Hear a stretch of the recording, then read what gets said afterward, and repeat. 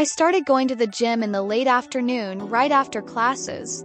It was the only time slot I could fit into my routine, and despite the day's fatigue, that hour dedicated to myself was almost therapeutic.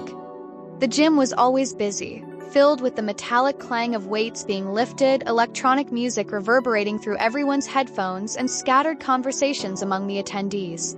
Yet, amidst that organized chaos, there was someone who always caught my attention. He was tall, with broad shoulders and a posture that exuded confidence. His movements were precise, and there was something about the way he observed everything around him, always attentive as if nothing escaped his view. Even without meaning to, my eyes seemed drawn to him. It was impossible to ignore him.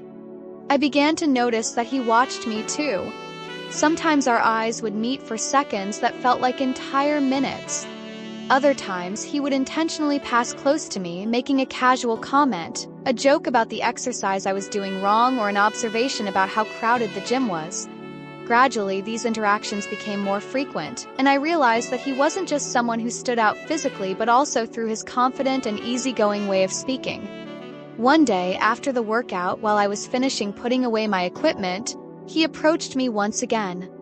"You're looking tired today, huh?" he remarked, with that easy, confident smile. "Don't even mention it," I replied, trying to appear more relaxed than I actually felt. We should hang out and unwind a bit after this."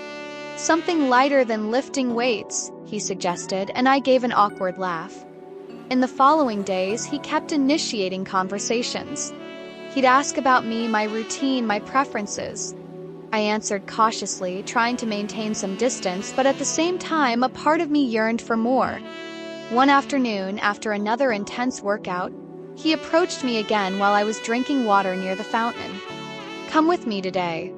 I promise it'll be worth it," he said with that confident tone and the corner smile that seemed to have the power to dismantle my defenses.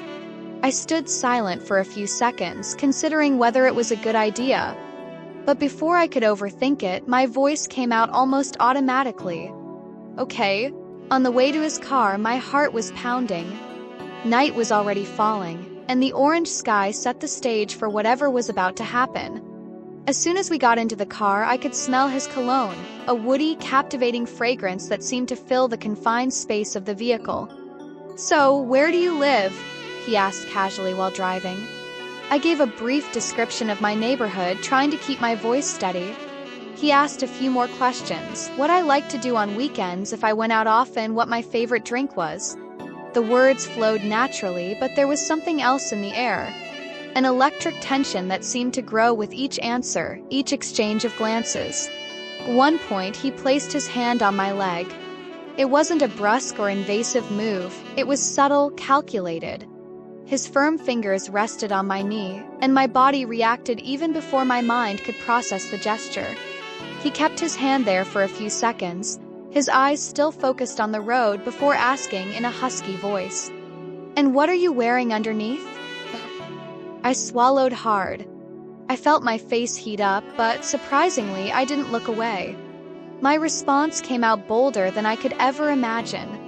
"Find out for yourself." His smile widened in a way that seemed dangerous. His fingers slowly slid up my leg, and I held my breath, feeling every millimeter of his touch.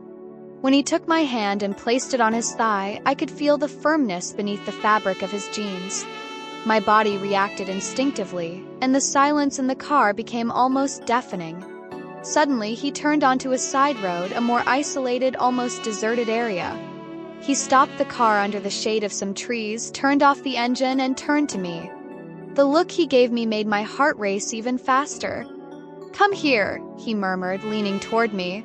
His hand slid to the back of my neck, gently pulling me closer until our faces were just inches apart. I could feel his warm breath against my lips.